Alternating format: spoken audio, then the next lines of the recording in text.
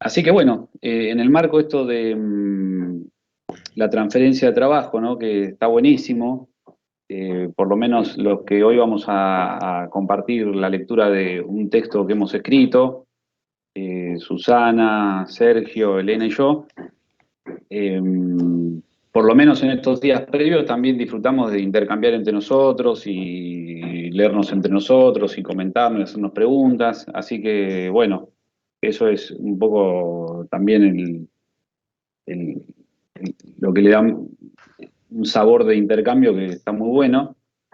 Así que bueno, la idea es que leamos estos textos que son breves, o sea, un comentario respecto de lo que es leer a través de este medio, cosa que no es tan habitual, son dos carillas más o menos cada trabajo, que tal vez nos requiere un poquito de prestar atención de otra manera que cuando uno está hablando. Eh, Después yo leí los trabajos y le hice una pregunta a cada uno. El que escribí yo, Elena, me hizo una pregunta a mí. Así que esa pregunta la vamos a hacer cuando cada uno de los autores de los textos termine de leer, para que pueda responder y no perdamos el hilo si lo hacemos al final de todo. Pero sí, al final de todo, después abrir un tiempo de intercambio para que si hay preguntas sobre cualquiera de los trabajos, que podamos, bueno, tomarla y intercambiar sobre eso. Así que el orden en el que vamos a leer los trabajos va a ser Susana Reif primero, Sergio Ferraiolo después, Elena después y por último yo, porque le hemos encontrado esa vuelta que les anticipo tiene que ver con cosas que fuimos viendo a lo largo del año en el seminario, eh, y se armaron como dos pares.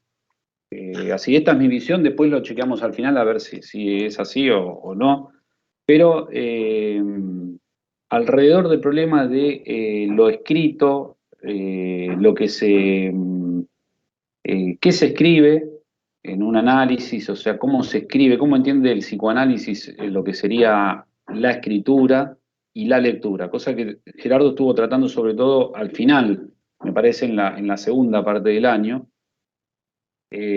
Así que bueno, entre los textos de Susana y Sergio hay una cuestión de lectura y escritura que ahora vamos a escuchar. Y después, entre los textos de Elena y el mío, nos fuimos un poquito hacia la filosofía, un poquito bastante, alrededor de cuestiones que tienen que ver con el placer, cosa que, como el propio título del seminario lo indica, el placer de Lacan, lo que venimos viendo desde el año pasado sobre el principio del placer y la cuestión de erradicar el principio del placer, pero bueno, siempre nos queda la cuestión de preguntas muy básicas como ser, ¿qué es el placer? Por ejemplo, no sé, en la filosofía, los distintos autores, ¿qué entienden por eso? Son esas preguntas fáciles de hacer y difícil de responder, como dicen, por ejemplo, a un abogado preguntarle qué es la justicia, o a nosotros qué es la salud mental. O sea, son preguntas que no se hacen rápido y para responderla entras en un brete. O sea, nada sencillo. Así que bueno, para nosotros, por ejemplo, ¿qué es el placer? Bueno, por ejemplo, Kant o Hegel dijeron algo acerca de eso y entonces vamos a ver ahora después qué extrajimos nosotros de eso. Así que bueno, Susi, adelante. Bueno, me la dejaste picando porque ante la pregunta que insiste que es leer en un análisis, yo armé un pequeño trabajito que llamé Lecturas Bionianas. Eh, Eso adhiriendo y siguiendo tu hilo a la idea de Wilfred Bion, que dice que la respuesta es la desgracia de la pregunta, cosa que me parece muy interesante. Yo con mi trabajo no pretendo dar respuestas, sino compartir lecturas, que es algo que me apasiona. Este, entonces, vamos con las preguntas. ¿Qué es leer? ¿Qué es leer en general? ¿Qué es leer en un análisis de orientación lacaniana? ¿Y cómo es posible que algo que es eminentemente del orden del decir se convierta en escritura, en un texto escrito? Aquí se abre otra disyuntiva. ¿Cuál es el instrumento válido para la transmisión de un discurso? ¿Hay un único instrumento? ¿Es el lenguaje escrito la herramienta principal de transmisión, tal como estamos acostumbrados a pensar? ¿O es el lenguaje oral el único que puede transmitir lo verdadero, así como sostiene Sócrates en el Fedro de Platón, que escribe sobre Sócrates? Entonces ahí Sócrates dice, ¿por qué es impresionante, Fredo, lo que pasa con la escritura y por lo que tanto se parece a la pintura? En efecto, sus vástagos están ante nosotros como si tuvieran vida, pero si se les pregunta algo, responden con el más altivo de los silencios. Lo mismo pasa con las palabras. Podrías llegar a creer como si lo que dicen fueran pensándolo, pero si alguien pregunta queriendo aprender de lo que dicen, apuntan siempre únicamente a una y a la misma cosa. Esto es interesante. Pero eso sí, sigue, con que una vez algo haya sido puesto por escrito, las palabras ruedan por doquier, igual entre los entendidos que como entre aquellos a los que no les importa en absoluto, sin saber distinguir a quienes conviene hablar y a quienes no. Y si son maltratadas o vituperadas injustamente, necesitan siempre la ayuda del Padre, ya que ellas solas no son capaces de defenderse ni de ayudarse a sí mismas. Bueno, acá se produce como la necesidad de una elección, que uno puede pensar que es una insalvable elección. Y nosotros podemos responder como analistas desde una topología éxtima.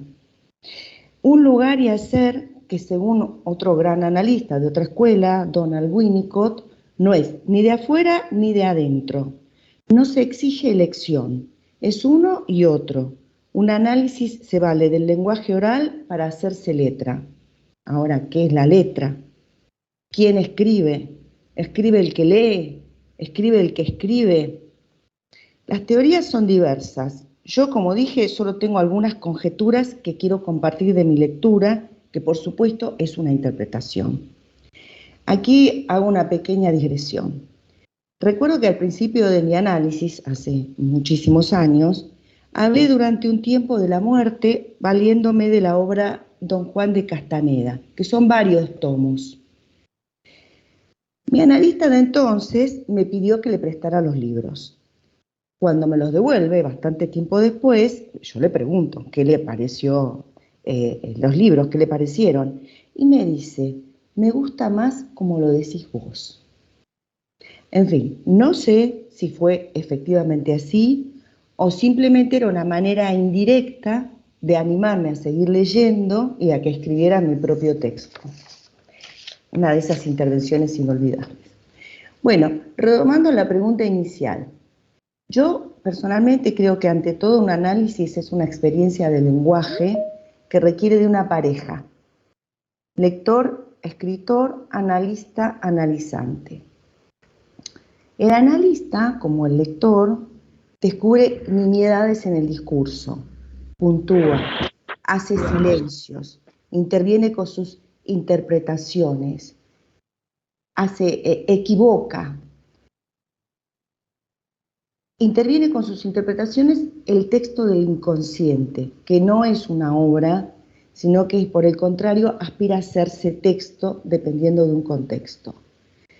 Con estas intervenciones desvía hacia lo inesperado, va en contra del sentido común y realiza el referente, como dice otro gran analista, desviando hacia lo inesperado, yendo en contra del sentido común, abre las puertas para escribir otra historia.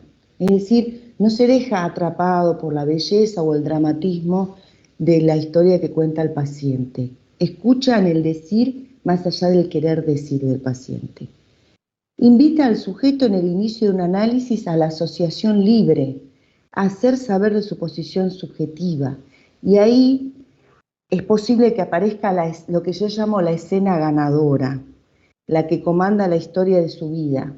Y ahí me acuerdo de una canción muy conocida en Argentina que dice, si la historia la escriben los que ganan, quiere decir que hay otra historia, la verdadera historia. Como les decía antes, todo me hace signo. Este, bueno, lo invita a hacer saber de su posición subjetiva, lo impulsa a que arme su biografía con el significante que extraemos de su relato, armando con esto una ficción que va a estar marcada por la disyunción entre el decir y el querer decir. Sancionamos con nuestras intervenciones lo que se oculta en el querer decir. Marcamos como lectores el decir, de parte de un significante cualquiera, que introduce la posibilidad del pasaje hacia una ficción que tiene el valor de verdad, la propia historia narrada desde el significante de la transferencia.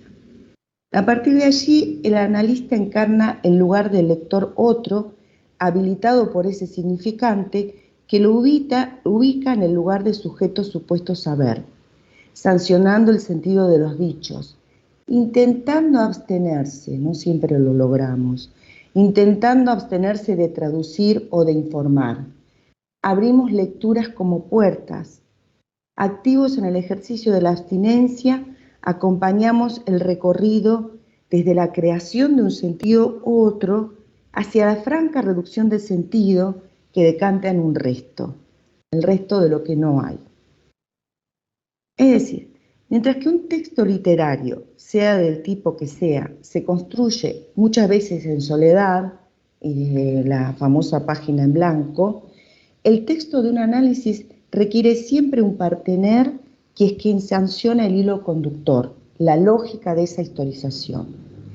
La escritura del texto analítico se produce por decantación de las vueltas de lo dicho ante otro que al escuchar se hace depositario del objeto de la escena estructurante. Por otra parte, esto es importante, como cualquier texto precisa de un punto final para no caer en el riesgo de que se arborice hasta el infinito, que es un grave problema de lo oral, que se salva en un análisis de orientación lacaniana apuntando a la producción de una letra que fija y que va a amarrar de otro modo. Vaciada de sentido, se convierte en nombre. El analista en esta teoría es escritor en tanto lee. Es el escritor en las orillas, como dice Beatriz Sarlo en su ensayo sobre Borges. Aquel que da notoriedad a los detalles, las nimiedades, ubicado en esa topología paradojal que les decía al principio. No se supone autor, sino más que por el hecho de ser quien lee hasta el momento en que el analizante, haciendo un giro, es quien escucha su decir y produce su propio texto. Nuevas inscripciones que al final son vacías de sentido gracias al efecto de distanciamiento que se logra al final de un análisis.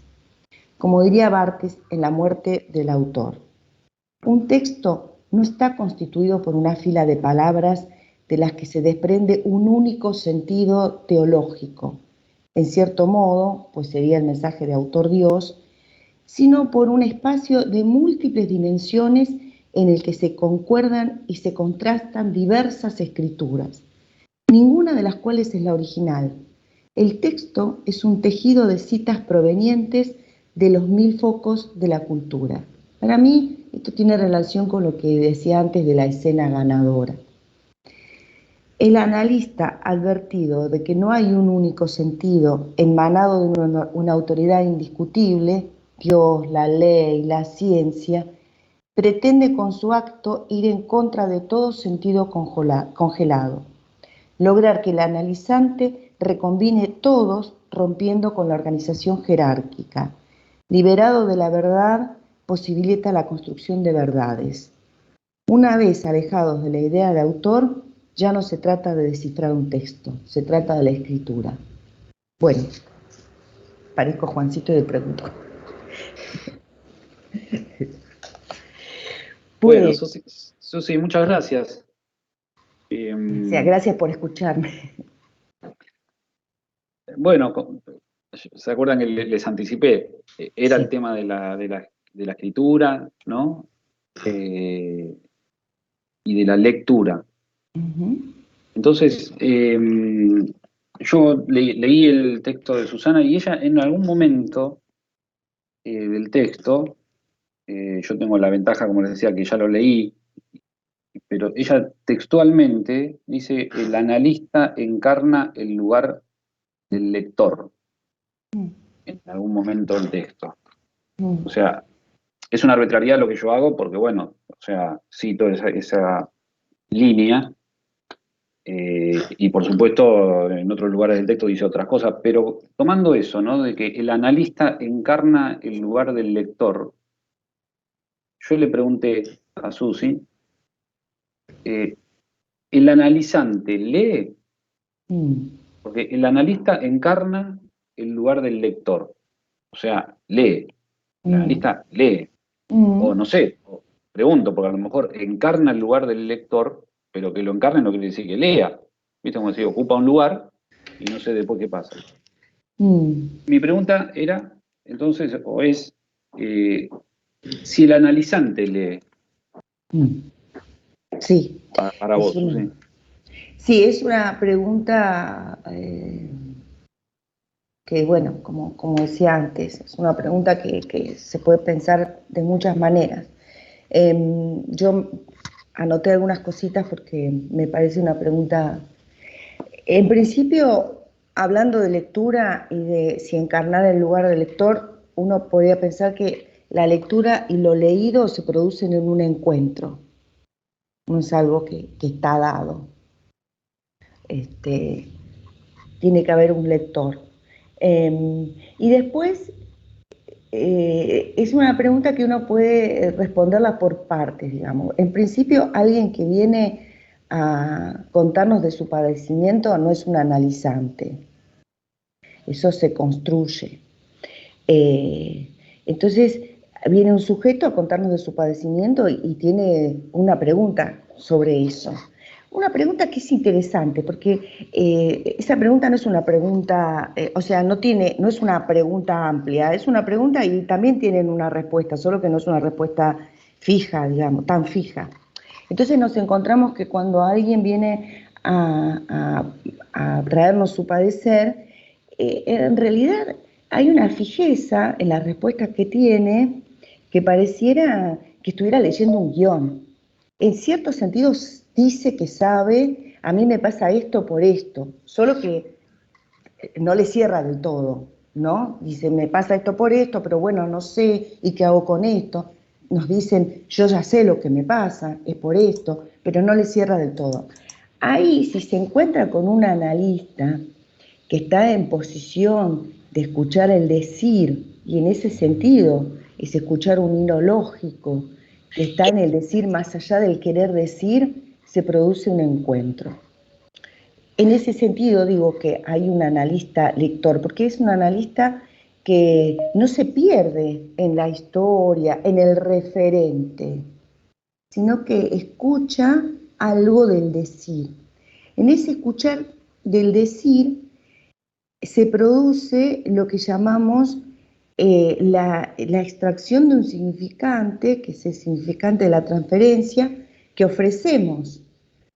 Que si el paciente lo toma y empieza a sentirse, y entonces, por ejemplo, me acuerdo de una paciente que tenía toda una historia, pero había aparecido el significante mula. Y bueno, cada tanto mula, mula, mula, hasta que ella empezó a decir, ya sé, me va a decir mula. Entonces la historia empieza a rondar todos los hechos de su vida alrededor de mula. Hay algo que yo escuché en su decir y que leí, me parece a mí, digo, con ese significante. Entonces, una vez que se arma, que el paciente consciente del significante de la transferencia, se empiezan a escribir otras versiones, ya se empieza a dudar de la fijeza de ese guión, ¿no? Se empiezan a escribir otras versiones de la novela edípica.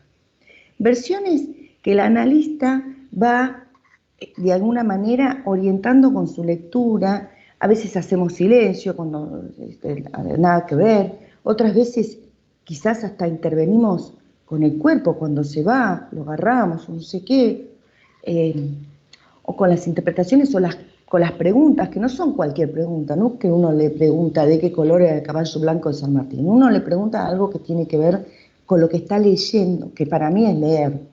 ¿Y leer por qué? Porque no nos perdemos en toda la historia.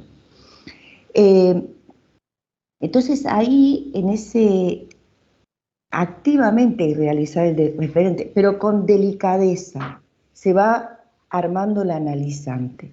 Ahora, si el analizante lee, y la verdad que hablando con algunas compañeras, ellas me transmitieron esto que me parece que es lo que a mí me costaba decir, pero es a lo que adhiero. Eso se puede pensar como a precu, cuando efectivamente se llega al final de un análisis. Entonces, cuando ese análisis decanta, después de todas las vueltas por la novela edípica, por las versiones del otro, por los significantes del otro, bla, bla, bla, y entonces, no, bueno, llego a eso, entonces con eso voy a leer toda la historia de mi vida, es impresionante, vaciado de afecto.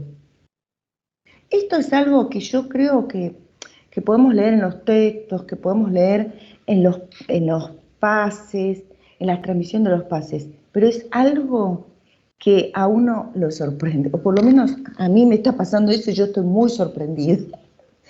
No no los voy a meter en esto, pero es, y eso que hasta hace, no sé, 2 meses seguía teniendo una importancia, no sé qué, bueno, se transforma en otra cosa. Y después no dialectiza a nada más, queda en eso. No sé si respondí a tu pregunta, les transmití mis lecturas más que responder preguntas. Claro, es una idea, Susi. Hago este comentario y Sí, paramos y le damos la palabra a Sergio, pero es una cuestión de que lee al final. el El que, analizante. exactamente, ¿no? La pregunta antes, si el analizante lee, sí, lee al final del análisis todo hacia atrás, ¿no? O sea, precup, algo así. Sí, sí, eso sería el final del análisis. De cualquier manera, me parece que es importante como analista no perder de vista que no cualquier consulta va a devenir en un análisis, pero nosotros no perdemos nuestra posición. O sea, no perdemos nuestra posición de analista, pero no cualquier consulta, por más tiempo que lleve, te viene en un análisis. Y que es responsabilidad del analista en gran parte también es responsabilidad del paciente. Pero mira, a mí me resulta más fácil pensarlo, y disculpen, yo sé que estamos en un espacio de orientación lacaniana, pero a mí me resulta muy fácil pensarlo desde Donald Winnicott, que decía, el psicoanálisis es el juego más sofisticado del siglo. Si el paciente no sabe jugar, es el analista el que es el responsable de introducir en el juego, que es un juego de palabras, dice Winnicott. Para Winnicott, lo esencial de la naturaleza humana es el jugar. Entonces Winnicott dice esto, si el paciente no sabe jugar, es responsabilidad del analista enseñarle el juego. Ahora, el problema es si el analista no sabe jugar. Por supuesto que no es que uno no le dice, mira, tenés que hacer esto, aquello. Uno así, delicadamente, sin violencias. Pero esto es algo que es responsabilidad del analista. Bien, gracias, Susi. Buenísimo. Después, no sé si anoten o Bueno, escriban ahí al costadito para hacer más preguntas al final. bueno, muy bien. Bueno, Sergio, adelante. Bueno, ¿escucha bien? Sí, yo te escucho bien. Bueno, perfecto. Lo que yo hice fue un recorrido de la obra de Lacan a partir de la noción del principio de placer y eh, encontrar en el seminario 11 los antecedentes con respecto a su crítica al principio de placer en Freud. Y también por sorpresa, porque esto es lo interesante, por sorpresa encontrar muchos conceptos que serían como embrionarios y que después en la última parte de su enseñanza desarrolla con más amplitud. Entonces voy a compartirle con ustedes la sorpresa. El título del seminario 11 como antecedente de la última enseñanza. Intentaré darle al seminario 11 sobre su lugar dentro de la obra de Lacan, teniendo la tesis que lo acompañaron en su enseñanza. El seminario 10 le da a su obra un elemento central para su concepto de lo real. El objeto A es aquello que se desarrolla como aquello que queda por fuera de la cadena significante, lo imposible para ser traducido al lenguaje, lo cual deja al descubierto la falla de lo simbólico. Esa falla la definirá como castración, diferenciándola de la desarrollada por Freud, donde estaba vinculado con la marca que la ley paterna generaba en cada sujeto, falta nombrable por el lenguaje, y que barraba a cada sujeto. La diferencia entre este concepto de castración lacaniano y el freudiano originan diferentes consecuencias en la clínica. El objeto A aparece en la obra como la imposibilidad del lenguaje de localizar la causa del deseo, aquello que escapa y produce intentos insuficientes por capturarlo. Luego de haber demostrado el agujero de lo simbólico, intenta darle a los conceptos de inconsciente, repetición, pulsión y transferencia nuevos destinos. Por eso en el capítulo 2 señala la diferencia entre el inconsciente de Lévi-Strauss con el freudiano. El de Lévi-Strauss pretende ser dotado de una capacidad de organizar de manera inaugural las relaciones humanas y las modela. Esto a propósito de las relaciones elementales de parentesco. Dicho en otros términos, modelar significa un inconsciente que estructura, determina una posición dentro de la ley.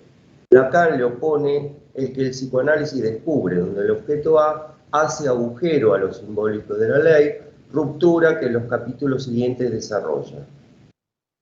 Dice Lacan, hoy voy a referirme a la función de la causa, y cada vez que hablamos de causa siempre hay algo de anticonceptual. El inconsciente nos muestra la alianza por donde se empalma con lo real, real que puede muy bien no estar determinado. Diferencia la noción de un inconsciente determinada, como lo plantea Lévi-Strauss, y otro donde la alianza produce la ruptura. Sigue adelante definiendo la noción de causa como la de no realizado, no nacido, y propone el ejemplo del ombligo de los sueños, el centro desconocido, tropiezo, falla, fisura y ansia, hallazgo, sorpresa. Todos conceptos con los cuales se interrumpe la función del inconsciente en producir desciframiento. Sigue diciendo, hallazgo que está siempre dispuesto a escabullirse de nuevo, instaurando así la dimensión de la pérdida. Inconsciente que funciona por discontinuidad, por hallazgo y por pérdida, mostrando la oscilación entre un inconsciente al servicio de reencontrar su objeto causa y la de perderlo en la subjetividad al servicio del principio de placer. Me concederán que el uno de la experiencia del inconsciente es el uno de la ranura, del rasgo, de la ruptura. El valor de la introducción del concepto del uno es el antecedente que en seminarios posteriores, como Alain Bebou, la unequivocación, darán a su obra un cambio en su tesis, pasando del inconsciente estructurado como un lenguaje al no hay relación sexual, hay de lo uno. En este seminario están las bases de esa tesis. No hay saber sobre el objeto causa, los intentos del principio de placer para simbolizarlo fracasan. Hay de lo uno, dándole a ese uno la propiedad de ser captado en un punto inesperado. Lacan en el capítulo del sujeto de la certeza llama la atención sobre la posibilidad de que el inconsciente engañe. Dice, ¿dónde está ese famoso inconsciente que iba a hacernos acceder a lo más verdadero, a una verdad divina? Dice, el inconsciente puede ejercerse en el sentido de un engaño. Agrega que Freud se dejó engañar en el deseo de la histérica, era sostener el deseo del padre. Lo que hace la joven homosexual en su sueño cuando engaña a Freud es un desafío más dirigido al deseo del padre. Por el contrario, en ese capítulo sobre el sujeto de la certeza, desarrolla que es en el ombligo del sueño donde el objeto es rehallado por sorpresa, para luego mostrar la faceta de engaño por el lado de la construcción regulada por el principio del placer, donde el objeto se pierde. Dos vertientes del inconsciente. Uno que se estructura como lenguaje, otro que demuestra que no hay relación, hay fisura, hay de lo uno, y ahí es donde encontramos la certeza. En el capítulo 4 vuelve a referirse sobre la naturaleza pulsativa, discontinua, entre esos dos movimientos del inconsciente, entre el hallazgo y la pérdida, para insistir sobre los momentos donde el objeto se vuelve presente. Es Freud donde hace célebre su frase, donde ello estaba, el yo advendrá. Aclara Lacan que el ich no se debe traducir como yo consciente, sino como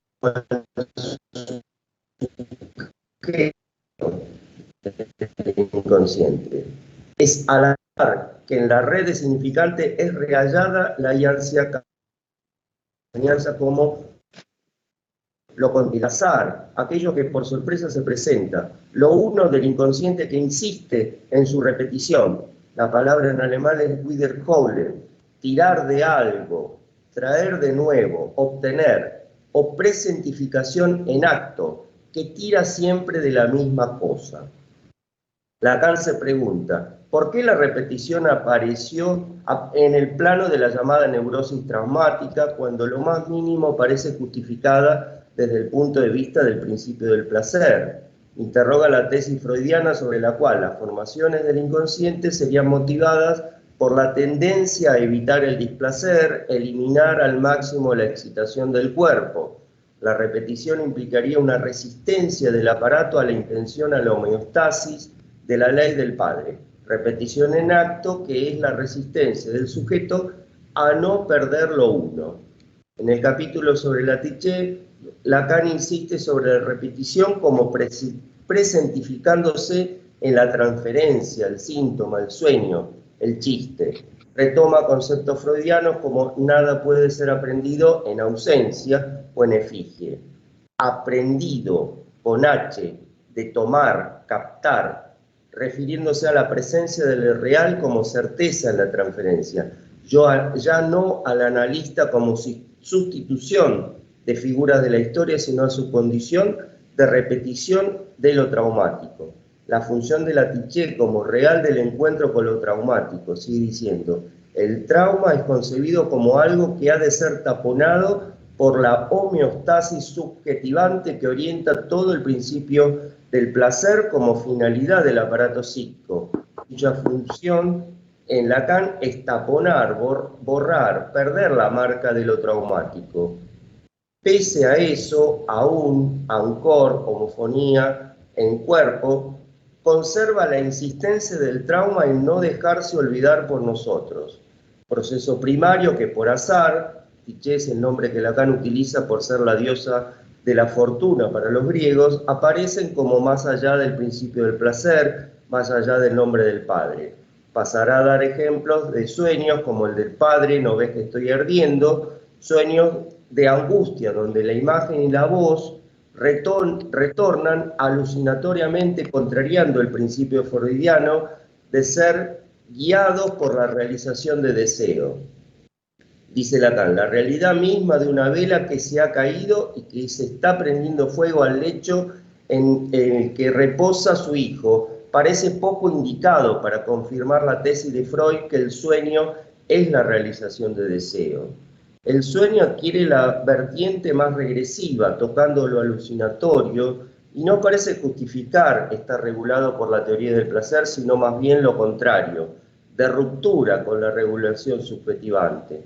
No hay relación sexual, hay falla, hay de lo uno, sería la lectura que Lacan daría en la última enseñanza, donde ya no hablaría de estructurado como un lenguaje, sino causado por la uno equivocidad. He intentado hacer un recorrido sobre la obra de Lacan, que según mi modo de leerla es un antecedente del llamado último Lacan. En este seminario 11, Génesis, los conceptos sobre el inconsciente cosa, cuyo retorno se produce por la recuperación de la noción de lo traumático, por fuera de la red significante, cuya finalidad es poner el inconsciente en la tarea de traducirla, lo real, tarea que el objeto A denuncia como imposible. También en sus orígenes la crítica a Freud sobre la finalidad del aparato psíquico al servicio del placer, la intención de la homeostasis que reacciona a la destrucción de lo traumático. La tesis freudiana tiene un donde la ley del padre intenta, sin éxito, producir la pérdida de la unequivocación, llamado en este seminario del rasgo. Será la última enseñanza donde Lacan cuestiona su tesis del inconsciente estructurado como lenguaje, porque en ella se sostiene que el lenguaje hace estructura, es decir, produce sentido sobre lo real, lo cual es propio del inconsciente que miente. Su búsqueda por el inconsciente más allá del principio del nombre del Padre harán que se radicalice su propuesta por el lado de una clínica donde la interpretación no genere sentido, sino justamente ruptura, vacío y con ello invención de lo real. La lectura que Freud hace sobre el yo y el ello, la carta 52, los trabajos sobre el aparato psíquico, donde el concepto de Niederschrift, escrito por debajo, en todos los modelos del aparato psíquico que emprendió Freud son resaltados por Lacan como lo que se llama el modelo de escritura, como el aparato psíquico hace marca sobre las primeras percepciones sensoriales que desde adentro y afuera impresionan lo psíquico y lo marcan. Marca que por contingencia de cada sujeto se constituye como lo uno, que Freud definió como lo insusceptible de conciencia. El retorno a Freud ya no va por el camino de los simbólicos con la producción metáfora metonímica, aquella marca que cada parlet produjo como consecuencia del impacto del lenguaje en el cuerpo. Letra, voce singular que al principio del placer intenta borrar sin éxito. Creo haber encontrado en este texto, por sorpresa, los antecedentes del último Lacan, pudiéndose inferir que su obra no la podemos leer como si fuera evolutivamente, donde lo último sería superador, si bien las nociones de la clínica Borromea y Sintom aportaron nuevas maneras de leer y de interpretar, las obras anteriores siempre daban cuenta de un real sin ley, por fuera de la ley del lenguaje estructurado. Los esfuerzos posteriores trataron de darle a ese registro del ello un protagonismo diferente, buscando que esas primeras inscripciones psíquicas de lo somático pudieron ser causa de la invención. Salto novedoso, ya que se abandona el intento infructuoso de hacer un uso de lo simbólico para su elucubración, sino el saber hacer con eso. Leonardo da Vinci se despertaba y daba algunas pinceladas, algunos trazos, sabiendo hacer un uso del efecto en el cuerpo del sueño, el despertar de un registro sensorial. De lo que se tratará será de hacer un uso de lo imaginario, la invención de lo real, como modo de un anudamiento consistente, por fuera de la ley del padre. Bueno, eso fue lo que sorpresivamente apareció. Sergio, gracias. Y en esa sorpresa La sorpresita. que nos querés transmitir, no, porque por lo menos yo lo que leí quizá fue este contraste, digamos, ¿no? Entre el modelo freudiano e inclusive las primeras postulaciones de Lacan alrededor del inconsciente estructurado como un lenguaje en su diferencia con lo que es esto el ultimísimo Lacan y toda esta impronta de lo uno, de la escritura, por ejemplo, este tema de lo uno que no está en Freud y que nosotros los mencionamos mucho, pero que no siempre está tan claro. Como vos tenés una experiencia, esto lo digo porque no todo el mundo lo sabe, pero yo sé que vos tenés una experiencia en en el tratamiento de chicos con autismo. Me parece que vos tenés como esa relación con estos fenómenos de la repetición, como te decía recién, lo uno, y te agrego algo ahora que no te lo dije antes, pero que es el tema del rasgo. Esto que estamos tratando, tal como lo propuso Gerardo, en el sentido de la réplica indicial, o sea, ¿no? ¿Por qué algo se repite? ¿Qué se repite? Y a lo mejor nos puedes decir algo acerca de tu lectura sobre lo uno, el rasgo y la escritura. Algo que se te ocurra que nos pueda Sí. ayudar. A ver, en el trabajo yo lo que hago es un recorrido por los diferentes modelos de aparato psíquico en Freud, donde aparece el modelo óptico, la carta 52, el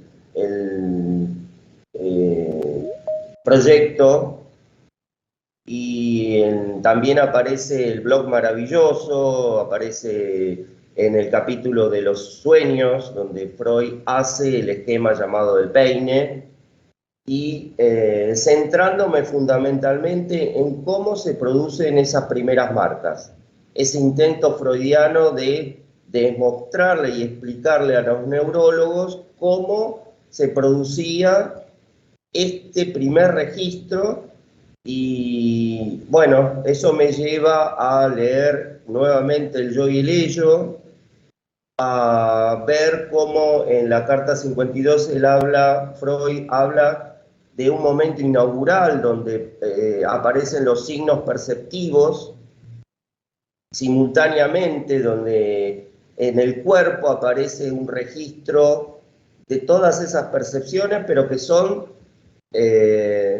traducidas porque hay un trabajo en el cual algunas de esas inscripciones pasan a ser fundamentales, y ahí veo de que Lacan intenta ver cómo ese modelo está hablando de qué es lo uno, que lo uno tiene que ver con la corporalidad que está en juego, porque son escrituras psíquicas sobre lo somático, es escritura psíquica sobre lo somático.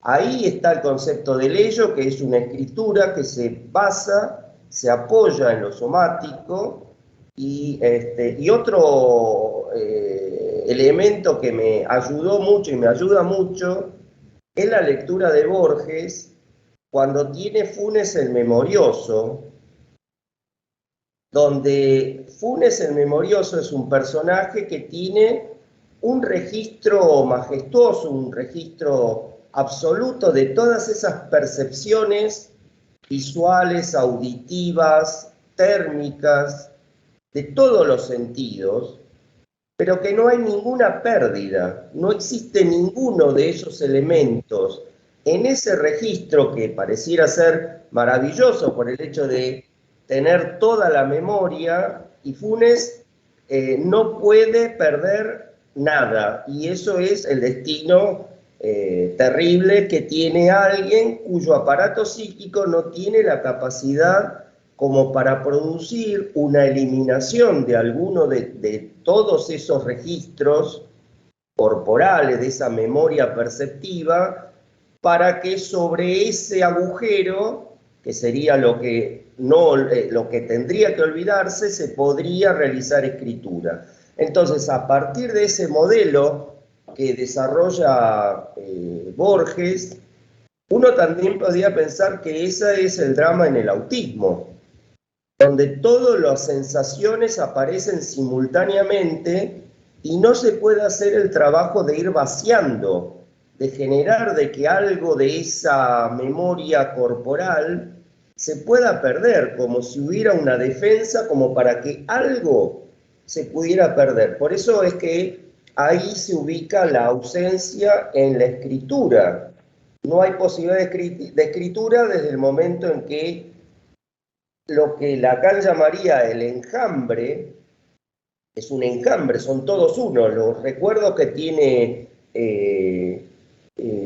Funes es un registro absoluto de cada hoja, de cada nube, de cada animal. Es una cosa que ninguna de ellas está perdida. Entonces, al no haber pérdida y no animarse a sufrir la pérdida, que ahí estaría la cuestión traumática, no hay escritura, porque la escritura se produce a partir de que algo quedó agujereado. Entonces ahí es donde se puede pensar el drama del autismo, lo que hace un psicótico a partir de que puede perder algo, pero escribe y escribe una sola cosa porque tiene un único significante y no puede hacer otra cosa más. Pero es interesante para ver, eso se estudió mucho en las escuelas CENTES, que son las que tratan chicos autistas y psicóticos, con el texto de Eric Laurent, que habla sobre la batalla del autismo. Estas cuestiones de la relación con el lenguaje, que me parece que Borges, sin ser un psicoanalista, tiene esa genialidad de hablar de ese enjambre. Bien, bien, bien. Muy bien, Sergio, muchas gracias, porque, No, por favor. bueno, me quedo, o sea, un poquito como para que se escriba hay que olvidar, ¿no? Es Sí, condición de la escritura el olvido, algo así. Pero así si no, es. después lo amplías. Sí, es Bueno, así. sí. Bien. Bueno, hablando, digamos, vos decías de las cuestiones del cuerpo, ¿no? Y las sensaciones del cuerpo. Eh, Vamos con Elena a ese mundo, que anticipo una cosita. Hay algo que dice el texto de Elena que habla sobre el gusto, y lo conecto con, no me acuerdo en qué libro de Gerardo, no sé si en el último, el anteúltimo o el anterior del anteúltimo, eh, hace una mención especial muy breve, Gerardo, de 3 renglones. Creo que hasta lo hace como un ejemplo en el que él va a comer con 2 amigos y Sí, a todos le Brasil. gusta. En Sí, Claro, va a Brasil, retoquecitos, a en Brasil. retoquecitos. claro, ¿no? Y piden Sí, sí, lo recuerdo. comida y a todos les gusta algo distinto. De gustos no hay nada escrito. Bueno, en Bueno, Kant no sería eso. Ya para adelante. aclarar el punto de partida, no, eso es muy importante, o sea, entrar por ahí porque es el equívoco. O sea, Kant intenta pensar el gusto justamente de manera distinta al agrado. Eso que aparece mencionado por Gerardo como sobre gustos no hay nada escrito, para Kant sería una cuestión de agrado. Yo ahora bueno, hola, primero, ¿no? Soy Elena, me presento, muy interesante todo lo que escuché, gracias Diego, bueno, gracias a Gerardo por la invitación. Lo que, digamos, lo que voy a trabajar hoy lo voy a exponer más que como lectura de texto, que si bien ese texto es muy breve, lo pasé a un PowerPoint, porque entiendo que tiene cierta dificultad esto que yo llamo iluminación del seminario, El placer de Lacan, que dio Gerardo, en una lectura, justamente hablando de lectura, de lo bello en la crítica del juicio de Kant. ¿Sí? O sea, no es un intento de hacer tesis ni de escribir, sino que fue realmente un encuentro o una permanente insistencia en cada una de las clases que yo escuché, en donde una y otra vez aparecía esto del gusto, ¿no? De lo bello relacionado con el gusto. Voy a presentar un PowerPoint, pero tomando como pie lo que comentás, Diego, no, el gusto en Kant justamente no tiene que ver con lo agradable, y esto me parece que es interesante como un movimiento que podemos pescar en esta etapa, estamos a fines del siglo XVIII, en la última década, en donde Kant intenta dar una vuelta muy particular, que es separar sentimiento de placer y dolor de deseo. Eso es algo que no es muy contraintuitivo para nosotros. O sea, ¿cómo sería un deseo que no tenga que ver con el placer y el dolor? O mejor dicho, ¿cómo puede haber placer o puede haber dolor sin relación al deseo? Bueno, eso es lo que intenta Kant, ¿sí? Es separar de alguna manera lo que tiene que ver con con el placer y el dolor de lo que hace al deseo, como si en el deseo no hubiera posibilidad de placer o de dolor, o sea, como si fuera algo que no debería tener lugar ahí, porque justamente eso implica la pasión. ¿Eso implica la moral o implica la pasión? Y eso es un problema, que es lo que en general el psicoanálisis retoma, tanto en el discurso de Freud como en el discurso de Lacan, como un problema con Kant, ¿no? Digo, en Lacan en el seminario 7 de manera muy clara, en Kant con Sade en los escritos, pero en Freud en el Super-Yo, digamos, son muchas las referencias que hay a toda la elaboración kantiana que hace a el deseo en su declinación pasional o en su declinación de deber moral, como problema para el psicoanálisis. La crítica del juicio es una crítica que, ahora comparto el PowerPoint, si me das el ok como para ir avanzando, ¿lo comparto? Sí, adelante, adelante. Voy con eso, porque me parece que ayuda para ir viendo cómo está ordenado esto, ya va, es trabajar sobre la crítica que menos se trabaja, digamos, ¿no? O sea, justamente trabajar sobre lo que...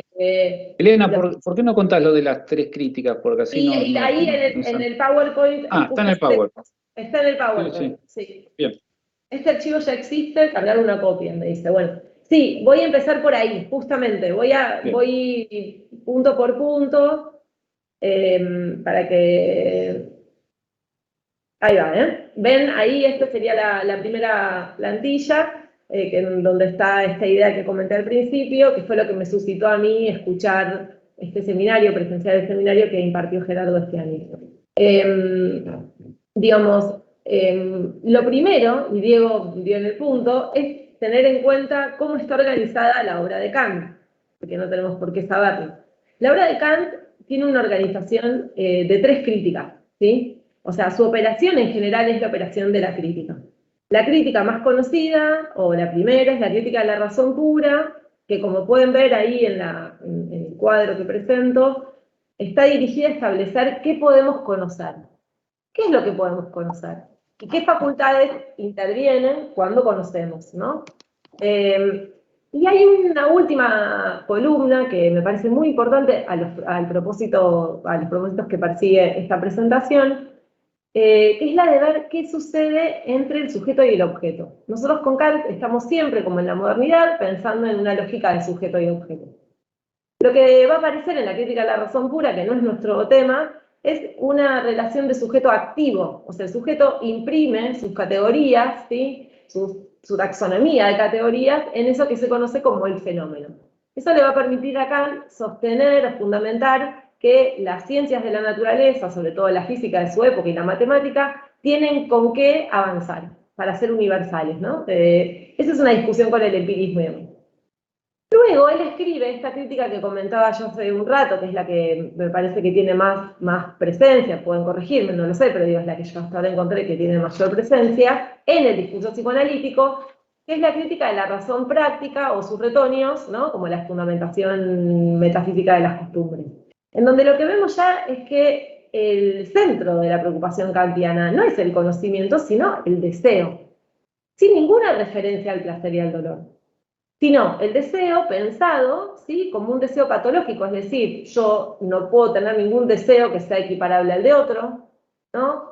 O puedo tener un deseo moral, en realidad, que es el imperativo categórico kantiano, ¿no? Darse a sí mismo la propia ley, o querer de modo tal que mi máxima pueda ser universal sin entrar en contradicción.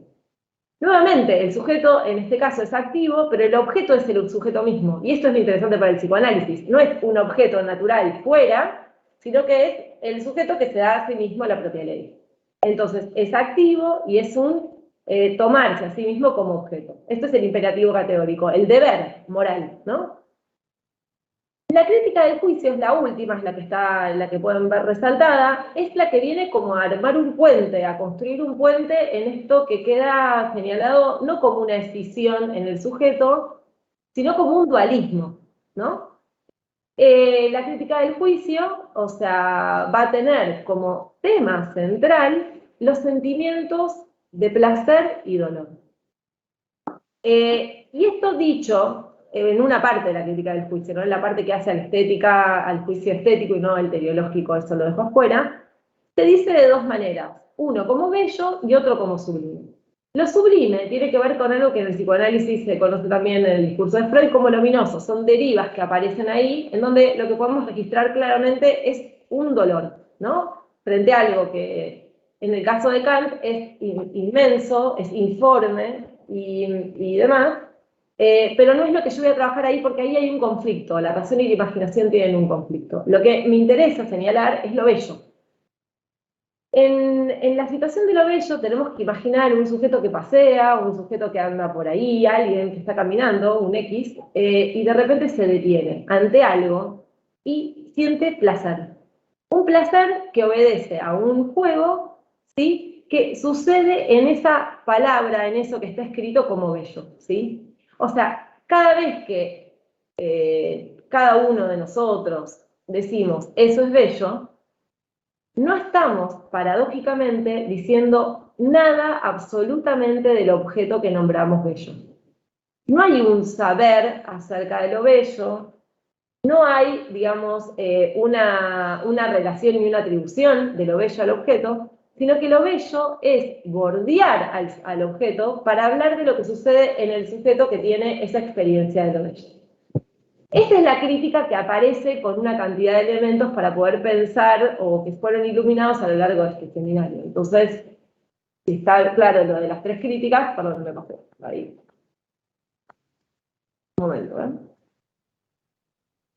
Acá nuevamente, o sea, lo que se ve de manera clara es esto. ¿Qué diferencia hay de relación entre el sujeto y el objeto, ¿no? O sea, como en la crítica del juicio, digo, para que vean la última, el sujeto es activo, pero bordea al objeto, o sea, no dice nada del objeto y retorna sobre sí como placer y dolor, en realidad debería decir o dolor, o sea, como bello o sublime. En esta cuarta diapositiva lo que se ve es un extracto de la capítulo 4 de la crítica del juicio, de la analítica de lo bello, en donde voy a leer, digamos, lo resalté un poco desprolijo, digamos, cómo empezar a pensar esto que es muy peculiar, ¿no?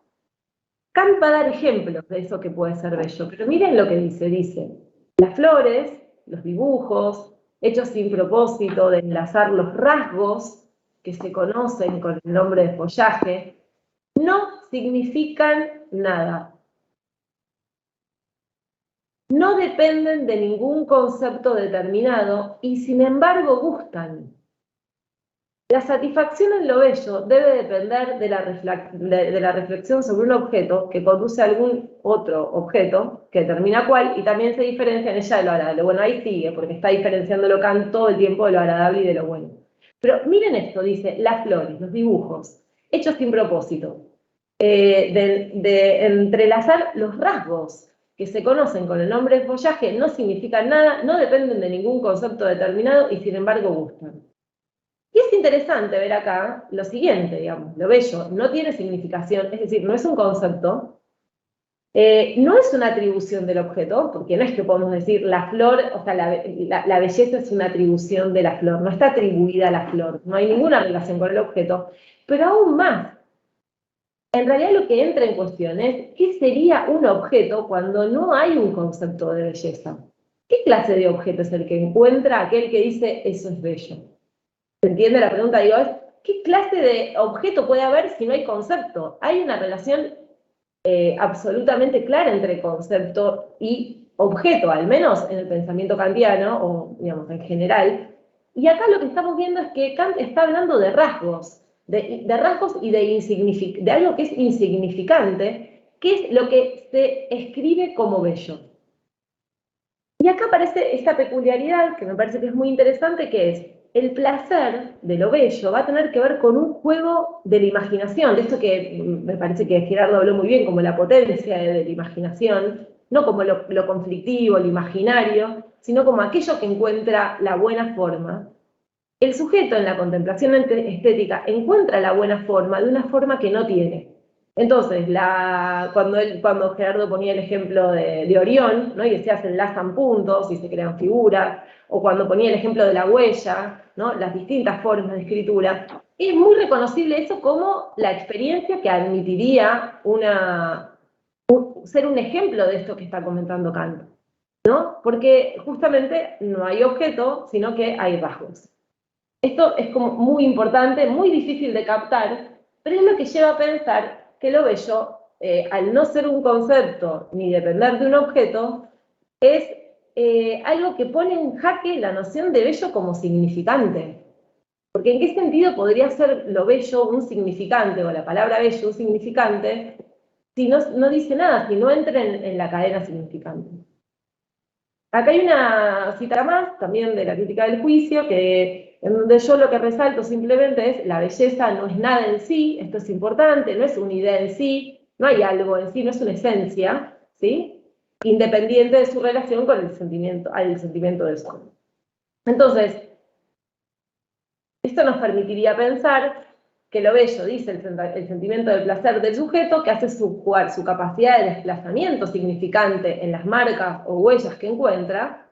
Estas marcas se escriben de una única forma como placer en el sujeto, es decir, se escriben con la letra bello. Y este fue el principal descubrimiento para mí, que es pensar que bello no es un significante, sino que es una letra, ¿sí? Y esto por algo que Gerardo explicó en la clase 10, lo venía viendo, pero la clase 10 lo plantea de esta manera, que yo retomo acá, que es ¿qué es lo que hace que una letra sea letra y no significante? La letra se lee y se escribe igual, y el significante se escucha y se dice en su diferencia. Ahora, lo bello no se puede pensar como un significante, porque eso implicaría pensar en un S2 que no existe. Yo no puedo decir lo bello es y entrar en un juego. Lo que tengo son ejemplos de rasgos, ¿sí? Pero lo que siempre se escribe igual en cada uno, cuando tenemos esa experiencia singular, ¿sí? Singular, no universal, sino singular, es una letra. Con bello escribimos una letra. Hasta acá se va siguiendo porque es complejo lo que estoy planteando, yo lo sé. ¿Pero se sigue o Diego, no sé, decime si hay algo que no... Sí, sí. Hablando de se sigue, Sí, sí. me quedé con algo que vos dijiste, ¿no? Una persona va caminando por un camino y algo la detiene. Ujú. O sea, la definición de placer como aquello que te detiene. Pero te detiene para ponerte en movimiento, es todo lo contrario a una descarga. Ah, Te detiene en ok. el sentido de que hay algo que sucede en el sujeto que es que se activa. Es todo lo contrario. En realidad podríamos pensar que andamos automáticamente repitiendo de una manera la vida y que lo bello cada vez que encontramos, puede ser con una flor, puede ser con una mancha de humedad, puede ser... Es un juego, es esto que decía Susana. Susana hablaba del juego, ¿no? Retomando. Bueno, lo que está planteando acá Kant es la importancia del juego. Entonces, es un juego significante por excelencia, pero está sostenido en una letra. Porque si bello fuera un significante, estaríamos discutiendo, estaríamos dentro de una lógica imaginaria. A mí me parece que bello es, entonces, no sé, el clasicismo da una definición y otros dan otra definición, y entonces estaríamos en una crítica de arte.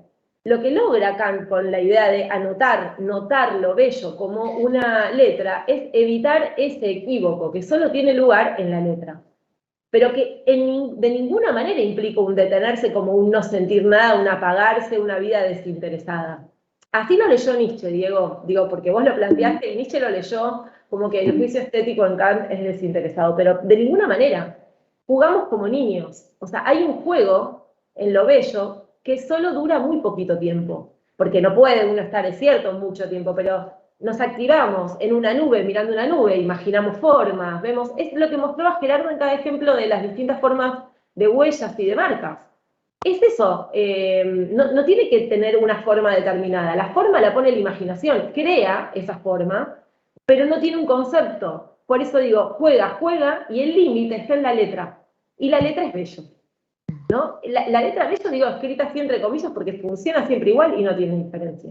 Entonces, no, esto va en contra del principio de placer, por supuesto, porque no tiene nada que ver, va en contra ni nada, no tiene nada que ver con eso. Es justamente el placer que tiene que ver con el juego del sujeto en toda su completitud.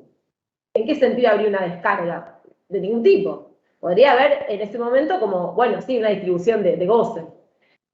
Lo que aparece acá como muy problemático es que Kant separa el placer, ¿sí?, del deseo. Entonces, acá tenemos como la inversión de lo que se planteaba, ¿no? Es como una inversión. Hay placer en tanto y en cuanto no hay deseo, ¿no? Es como hay algo muy raro ahí para poder pensar. ¿Por qué el placer está escindido del deseo? Es una trampa en el pensamiento kantiano. Es como que nos deja sentir placer y jugar, pero solo cuando no hay objeto. Y acá, ¿se entiende esto que estoy diciendo? Te quedaste pensando, te veo ahí con algo que no se roba. A ver, te escucho. ¿A mí pensando? Ah, no, desde el principio. No, no, es Sí. que me van surgiendo nuevas preguntas. La diferencia entre placer y deseo. Placer, dice Freud, es una cualidad de la conciencia. Ujú. Deseo es la diferencia entre lo buscado y lo encontrado. O sea, son como diferencias Claro, de términos, digamos. muy buen punto, muy buen punto. Eso supone un objeto. Y acá va lo de Gerardo, que también me pareció que a mí me ayudó mucho a pensar en la idea del objeto como constelación de rasgos. Porque Kant está pensando el objeto en relación al deseo, tal como lo piensa Freud, o sea, como lo podemos pensar coloquialmente, es un deseo como, bueno, el deseo de encontrar un objeto y el objeto nunca alcanza ese deseo, pero el objeto está presupuesto. Lo interesante de la crítica del juicio es que no hay objeto. Entonces, lo que sucede es un encuentro con rasgos, no es un encuentro con un objeto realmente. O sea, es decir un objeto que en realidad, ¿qué objeto es? Sino un conjunto de rasgos. Y además, cada vez que yo tengo una experiencia estética de lo bello, yo pretendo, diría Kant, que eso sea universal, pero no tengo cómo sostenerlo, no tengo posibilidad de afirmar que eso es bello para todos. Por eso digo, no tiene la lógica de la clase, ¿sí? Entonces, la idea del placer acá me parece que va más por el lado de un reencuentro, de una experiencia de goce, está mucho más cerca, ¿sí? De esta primera experiencia. Esta es la pregunta que me hago yo. ¿No será que cada vez que digo eso es bello, hay algo con lo que me estoy reencontrando, que no son más que rasgos, que marcas, pero que de ninguna manera hacen un objeto y que por eso los puedo disfrutar? Porque no están tomados por el objeto. Y es más, ¿no hay un placer en constelar un objeto? Cuando yo miro una nube y la nube cambia de forma, ¿no hay un placer en constelar un objeto que en realidad no está? Es el placer, que es un deseo de constelar el objeto. Porque el objeto nunca está, sino que lo que hay son marcas, son rasgos, lo dice él, es hojarasca. Mirá la palabra que usa, dice hojarasca. O sea, no es nada. Entonces, ¿qué son? Digamos, me parece bueno, que tiene que ver con eso, digamos, da para indagar mucho más, entiendo, pero realmente a mí me permitió una lectura de lo bello como nunca la había pensado, lo bello como una letra, sin ese dos. Es una forma muy concreta de decirlo, y con un juego significante que se permite ahí y un objeto que se constela pero que no está. Con lo cual, el deseo es un deseo de constelación, ¿sí? No de un objeto que ya supongo constelado y que quiero, ¿no? Entonces es otra cosa. Bien. Bueno, no Ahí, sé. Sí. sabés que tenía una pregunta, pero un poco la fuiste respondiendo en el camino, y aparte yo ya te hice dos preguntas No, interrumpiéndote. sí, no, Pero, es mejor. no, pero sabés que aparte, por lo menos a mí, ¿no? Me produce un contacto con lo bello, el Mm, punto en el que tengo la impresión que a partir del seminario 7 los ujú. analistas que leemos a Kant lo tenemos como el que nos explica o el que, asociándolo a él, entendemos algo de lo que es el imperativo categórico, Sí, ¿no? Y claro. bueno, se está trayendo a una persona a un Kant, que es el que cuando, por ejemplo, una persona se cuelga, ¿viste? Como se dice que se Sí, colgó con algo, dice, che, te colgaste. O sea, el tipo que rescata el punto en el que algo no es concepto, no es objeto y no significa nada. Sin embargo, al sujeto lo detuvo, y como decías vos mm. ahora que me aclarabas, para activarlo. Lo detuvo para activarlo, exactamente. Claro, Sería como un interesante. impacto, o sea, es una Algo detención que es así. como una especie de impacto que... No, es un reencuentro. A mí me parece que no, porque Kant es muy cuidadoso. O sea, esto, digamos, para explicar bien la crítica del juicio, haría falta mucho más Mm. recorrido. Un pantallazo, pero no quiero ser poco rigurosa. No, no es un impacto en las sensaciones. Hay una falla en relación al cuerpo. Tiene que ver, digamos, con un placer intelectual, en Kant. Pero Ah, eso es lo que dice Kant. Podemos no creerle a Kant, o sea, porque en definitiva, yo les voy a comentar algo que toma Gerardo entre toquecitos, que viene de más allá del principio de placer, que dice Freud.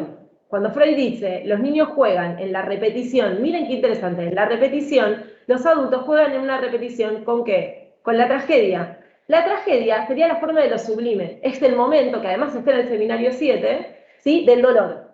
Eso para Kant está en la misma crítica del juicio, tiene que ver con lo que desborda, ¿no? Entonces nos produce un dolor, hay un fracaso de la imaginación.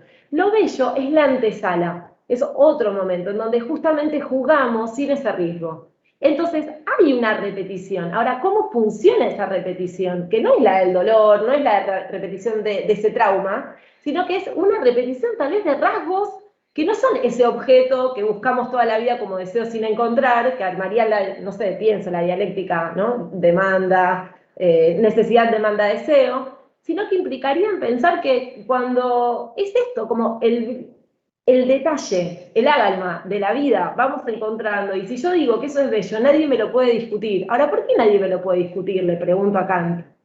¿Por qué eso es posible? Porque no se entiende. Uno da clases y dicen, pero y no, y el gusto de la época. Y porque tal vez es algo primario, es algo que en realidad es un reencuentro con un rasgo que puede apoyarse en una letra que es bello, pero que tiene que ver con algo que se está replicando y que se repite como un reencuentro placentero. Esta sería una lectura que desde el psicoanálisis puede hacerse de eso bello, que a mí me parece alucinante. Yo estoy muy feliz con esto. No sé si se entiende, pero es esto, es el dolor en Freud se ve, Freud lo toma. Freud toma lo sublime como algo que le permite pensar la repetición. La apuesta es, ¿y qué pasa con lo bello? Porque hay una repetición también, ¿o no? Cuando cada uno se detiene y se activa y siente ese placer, ¿no? Ese placer absoluto. ¿Con qué se reencontró si no hay un objeto? No come un objeto, no lo agarra, no le pasa nada, simplemente juega con el reencuentro de algún rasgo que está perdido, porque no sabe ni por qué, porque no significa nada. ¿Por qué no pensar en réplicas indiciales no traumáticas, en réplicas indiciales de goce? De un goce no doloroso, ¿no? Digamos, eso es lo que encontré. Bueno, un gran hallazgo, Elena, gracias. Y bueno, No, de nada. como decía antes, anoten quienes quieran para en unos minutos eh, poder ampliar el intercambio. ¿Mm? Bueno, me toca a mí. Sí. Vamos de Kant un poquito a Lacan con Hegel, ¿no? El título es El deseo de gozar y la diferencia absoluta en el curso dialéctico del análisis. O sea, el deseo de gozar, un concepto central en el libro Retoquecito para los que no lo leyeron. Así que repasemos un poquito eso que es el deseo de gozar para Gerardo y después vemos cómo lo articulamos con Hegel. De acuerdo a lo que nos dice Gerardo en el capítulo que precisamente se llama El deseo de gozar, en el libro Retoquecitos, ese deseo se caracteriza porque persevera, es una excitación incesante, inextinguible y no se aniquila por satisfacción, es decir, como fin de la pulsión, que por otra parte sabemos que no tiene fin la pulsión, ¿no? Tiene fin, tiene por fin la satisfacción, pero nunca tiene fin en el sentido que nunca termina. Por eso es incesante. El concepto de deseo de gozar justifica su nacimiento,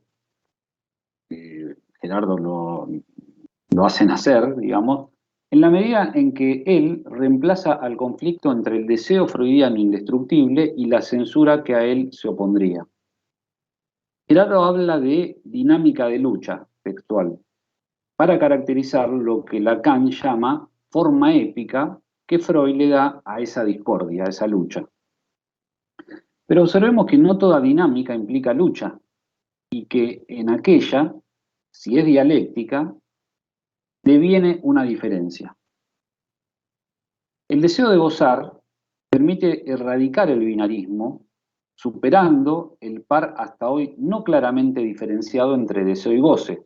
La diferencia entre deseo y goce es problemática, no es tan clara. Gerardo un poco, ¿cómo se dice? Cuando bajó la bandera en el sentido de decir, no es tan fácil diferenciarlo. El goce, en particular el sexual, al decir de Lacan que es el pivot de todos los goces, en tanto modo de satisfacción paradojal de la pulsión sexual, no alimenta al síntoma por enfrentarse con una oposición, sino por la forma que ha tomado su economía en determinado momento o circunstancia, podríamos decir.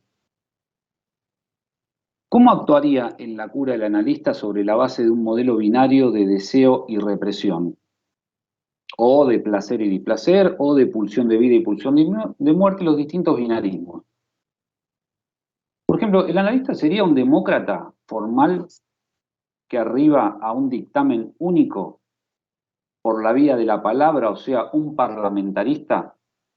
Una especie de, bueno, no todo es tan así, le diría al analizante, ¿no?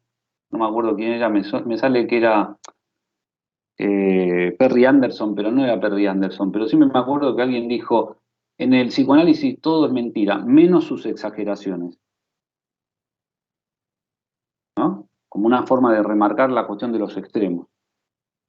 Eh, entonces, volviendo a cuál sería el lugar del analista.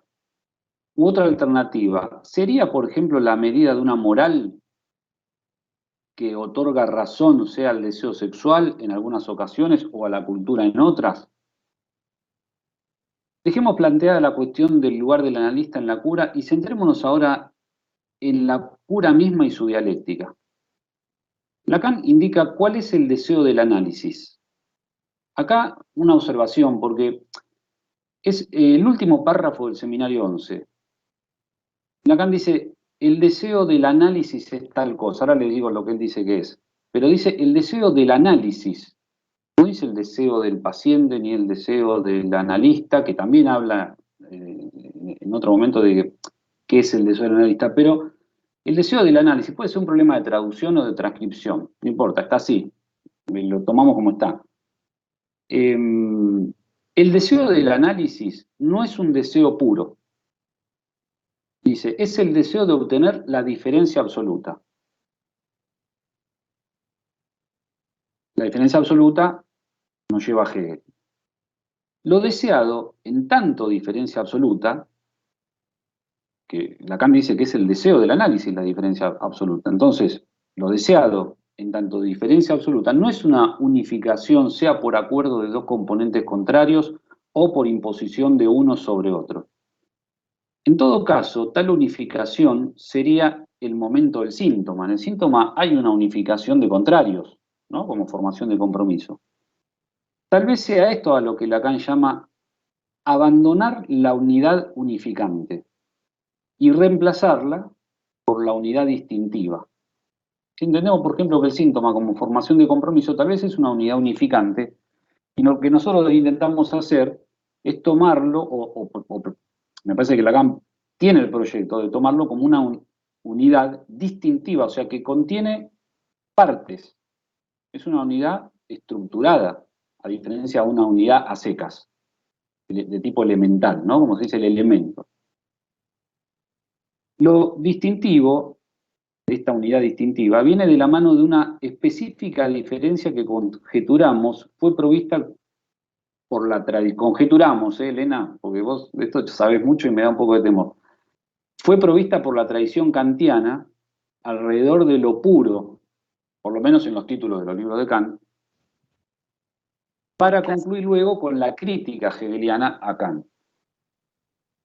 En esos grandes filósofos, dice Lacan, llama así especialmente a Kant y a Hegel, dice así, en el seminario 9, los grandes filósofos.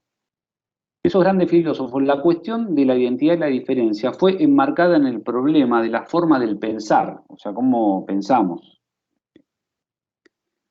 En psicoanálisis, podríamos decir, a diferencia, tomando por analogía ese modelo metafísico, la cura será el curso, el devenir, el movimiento de los momentos del sujeto del deseo en su sujeción al significante. Porque ahora lo vemos, pero la cuestión de la diferencia absoluta creo que hay que centrarla en esto. En la relación entre el sujeto y el significante. La diferencia absoluta, dice Lacan, es textual, cita, la que interviene cuando el sujeto, confrontado al significante primordial, accede por primera vez a la posición de sujeción a él. O sea, accede a una posición por primera vez de que está sujetado a un elemento del lenguaje. Es como el reconocimiento. Uy, no lo sabía. no sabía que esta relación mía con esta parte del lenguaje, de algún modo, me determina en tanto que me sujeta. De aquí se deduce que la posición de sujeción del sujeto al significante no es única, sino múltiple y serial, porque él dice, cuando pasa eso por primera vez, pero si pasa por primera vez quiere decir que después hay otras. Entonces, en ese sentido hablo de una serie. Y múltiple en el sentido de que no es única. Entonces, la diferencia absoluta sujeta y al hacerlo deja huella. Podría ser que lo sujete y que no queda nada. Conjeturemos que deja una huella. El análisis no es entonces la resolución de conflictos, sino una búsqueda y en particular la de, esto dice Lacan, citado, abstraer la diferencia a partir de la diversidad. O sea que está jugando con el tema de lo diferente y los distintos nombres de lo diferente. O sea, no es lo mismo la diferencia que lo diverso. Todo esto lo trata Hegel en la ciencia de la lógica. Entonces, este subtítulo para terminar, 3 párrafos sobre la diferencia absoluta. La diferencia absoluta y la cura en su devenir. Porque esto es lo que, por lo menos a mí me interesa más, que es qué pasa en un análisis. ¿Qué va pasando en el devenir de un análisis? Y por suerte encontré otras analistas que están con esta misma preocupación, así que las menciono para que se arme una transferencia también de trabajo.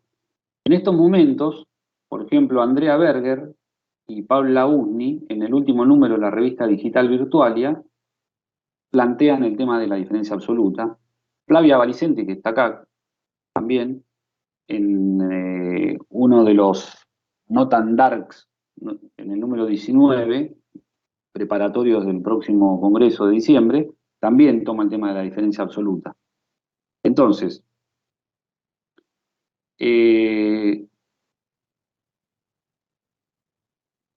la diferencia absoluta, como dije, la expone Hegel en lo que es la ciencia de la lógica,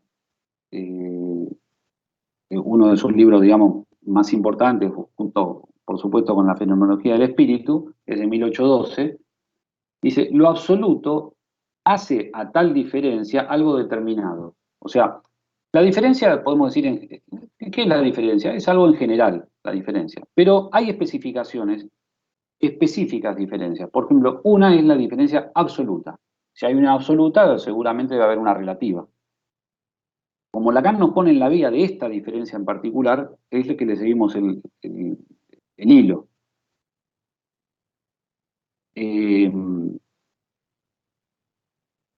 No es pura porque está determinada. Hegel dice que las cosas que son puras son indeterminadas. Es como decir, no, como no decís ninguna cualidad de algo, no lo podés diferenciar. No lo podés determinar. Determinar es calificar algo y por lo tanto diferenciarlo de otra cosa. Por eso no es puro.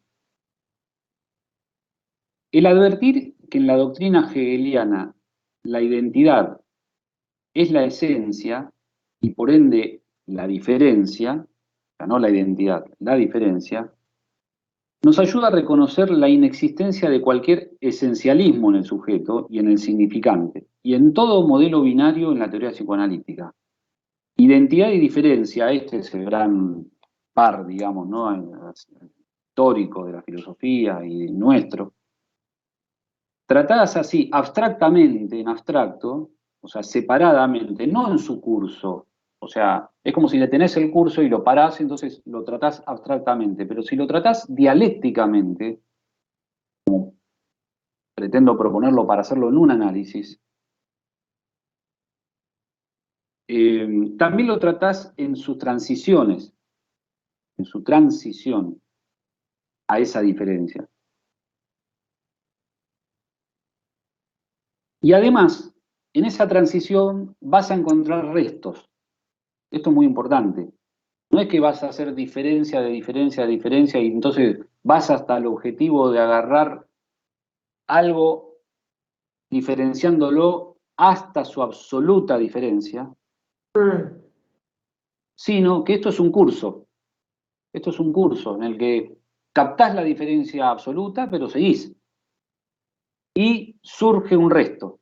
este tema del resto es muy importante porque nos permite a Hegel, desde el psicoanálisis, tomarlo de una manera como ahora lo está tomando, por ejemplo, el traductor que está vivo de Hegel, que es un español, que está haciendo, digamos, prácticamente de toda la elaboración de su vida académica, estudiando a Hegel y a la filosofía en general, su propia diferencia en el planteo de que hay un resto, lo que él llama, muy parecido a nosotros con el objeto A, lo que él llama las rebabas, de cuando vos, por ejemplo, haces una escultura, quedan rebabas, no es perfecto, queda una rebaba, y eso también te permite moverte, un poco lo que decía Elena, ¿no? ¿Qué permite el movimiento? Bueno, paro acá porque si no sigo, pero Bueno, aparte porque el horario. sí, el horario. El Bueno, horario. yo te había hecho una pregunta, ¿no? Sergio, me tocaba a mí ahora. Em, que tiene que ver con esto de pensar lo que estás, o sea, me parece que fuiste teniendo mucho cuidado al exponer lo de Hegel, en no caer en cierta lectura que tiende a poner el acento en lo absoluto y no en la diferencia, tratando de pensar, porque digo, hay una cantidad de lecturas sobre Hegel que lo que tienden es a como justamente a cerrar, a no dejar resto. La idea de pensar en el resto es, bueno, no es un sistema que cierra, no es el espíritu absoluto, bueno, eso sería entrar en Hegel, no lo vamos a hacer ahora, pero me parece que hubo como una permanente marca tuya de, ojo que no estamos haciendo esto, buscando esto de que el análisis va hacia la diferencia absoluta. Pensaba en dos, en lo que yo te había preguntado, o lo que pensaba como pregunta es, cómo pensar esto de la diferencia absoluta en relación a dos series de repetición. Una es la repetición significante, ¿no? Que es esta, y otra es la repetición de goce. O sea, la repetición inconsciente y la repetición de síntomas. O sea, pensándolas como en relación a eso, cómo se va generando esa diferencia. Porque ahí habría como una cosa que persiste y el análisis tendría que ir haciendo algo en relación a eso. Entonces pensaba en esas dos líneas, ¿no? Viendo cómo esa diferencia o ese deseo del análisis trastoca esas formas de repetición. Esa sería una pregunta. No sé si te entiende. Yo volvería al tema del deseo de gozar, que sintetiza, no, porque incorpora el tema del goce desde el clásico concepto freudiano de deseo, ¿no? Hace ese mix entre Freud y Lacan en esa fórmula muy sintética que es el deseo de gozar. Y es eso, que al ser inextinguible y que es permanente movimiento y búsqueda, hace relación. Hace relación, quiero decir, no es absoluto. Hace relación y va haciendo diferencia. Eso sería, pero eso entonces sería pensar en la singularidad como destino. O sea, en definitiva, el deseo de ir generando esa diferencia sería un trabajo orientado hacia la singularidad. Absolutamente. Es Absolutamente. una manera de pensar la diferencia absoluta. Sí, En un análisis podría ser esa. Y ahí uno tiene, digamos, el goce, o sea, como que el deseo de gozar está intacto, o sea, es justamente el sentido, va de la mano esa copla, ¿no? Pero sería equiparable, entonces cambio la pregunta, porque tal vez la otra abre mucho y es tarde, y es un lío, pero se podría pensar que lo que estás encontrando ahí en Hegel, que además él piensa en la singularidad, ¿eh? Él no se queda solo en lo universal y lo particular, o sea, la ciencia de la lógica va hacia lo singular. Es algo que en general no se ve mucho, pero es fin. Es pensar que la diferencia absoluta está en la singularidad. Y en esa singularidad hay algo que, bueno, no está captado entre lo universal y lo particular, que es en donde tiende a pensar el sentido común, en donde no hay más que clases, repeticiones, o sea, formas de uno que no son las que busca un análisis. Entonces la pregunta concretamente sería eso, ¿no? Digamos, si podemos equiparar o relacionar, de acuerdo a tu planteo, diferencia absoluta en un análisis a una orientación del análisis por la vía de la singularidad. Absolutamente. Pero además te diría, sesión a sesión.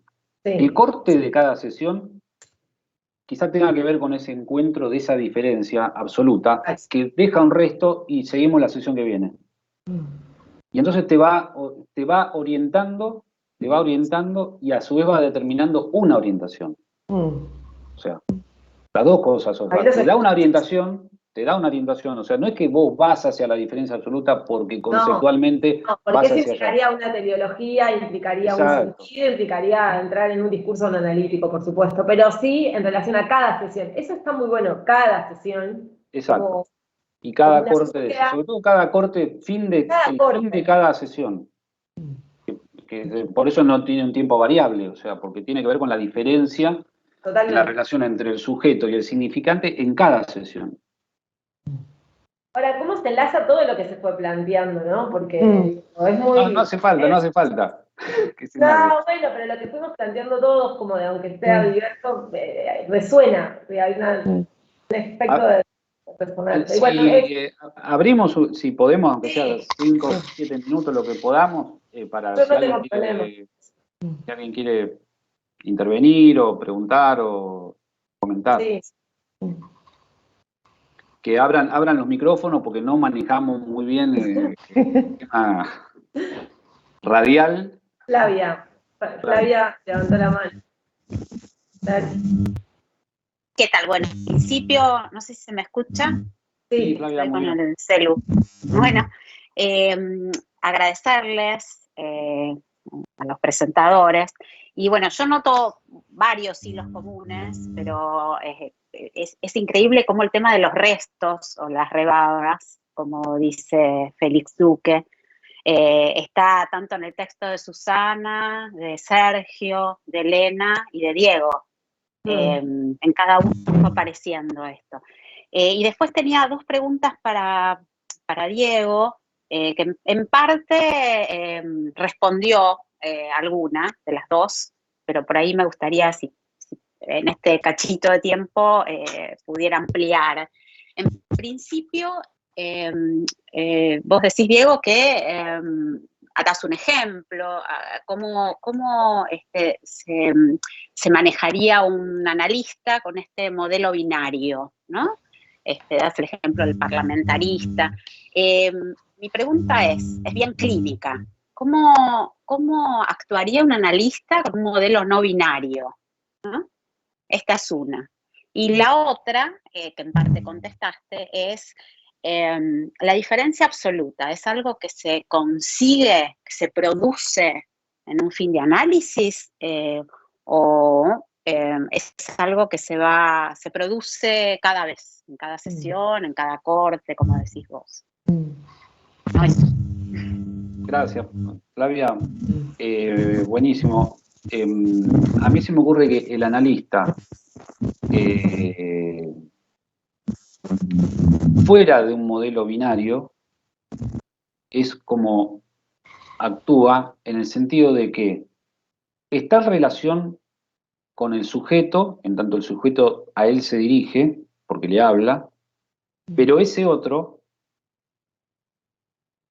al que le habla, el sujeto, está castrado, está atravesado por una barra.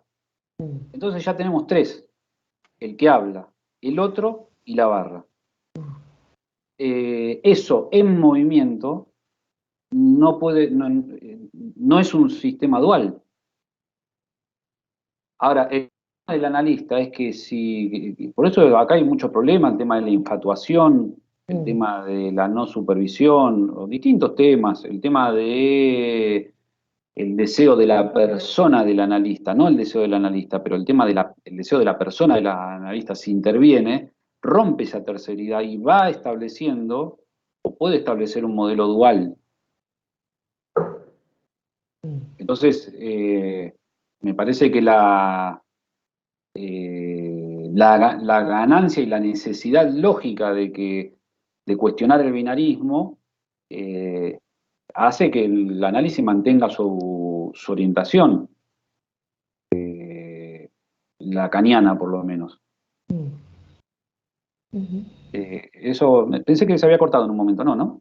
No, Bien. estamos escuchando. Bien. Y respecto si la diferencia absoluta está al final del análisis, yo en el texto no lo leí, pero puse que es para revisar la cuestión del fin del análisis y su supuesta relación con una diferencia absoluta. porque en realidad, esto es una cuestión mía, personal, no puedo, digamos, terminar de salir del planteo freudiano de análisis terminable e interminable. O sea, estoy ahí, ¿no? En lo terminable e interminable, las dos cosas a la vez. No tengo bien claro esto de ¿no? El fin del análisis, inclusive en su relación con el paz, etcétera. O sea, esa forma, digamos, paradojal de, de algo contradictorio, como lo que escribe Freud, o sea, y lo pone como título de ese texto, donde él dice, bueno, sí, hay final y hay justamente la palabra que usa Freud, restos sintomáticos. Entonces, se conectan estos restos que decía Freud, y estos restos que destaca hoy Félix Duque desde la filosofía, así haciendo el centro de su teoría hegeliana, ¿no? Así que no sé si respondí, pero bueno. Gracias, Diego. No, gracias a vos. Gracias a No. todos.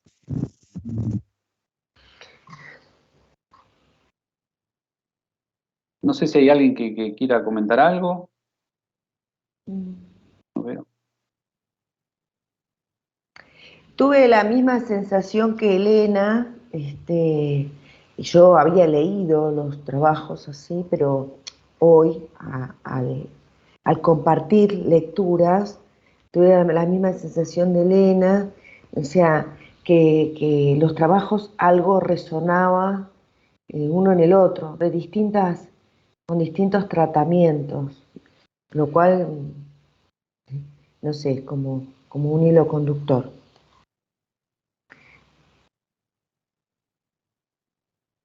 Bueno, si le parece, hoy nos hemos pasado, yo creo que siempre Sí, terminamos 12:30, entonces interrumpiría acá y bueno, les agradezco la presencia y a mis colegas que me ayudaron a aprender a manejar un poquito el team, pero salió todo bien. Así que bueno, ahí está. Bueno, gracias a ustedes y nos vemos, no sé.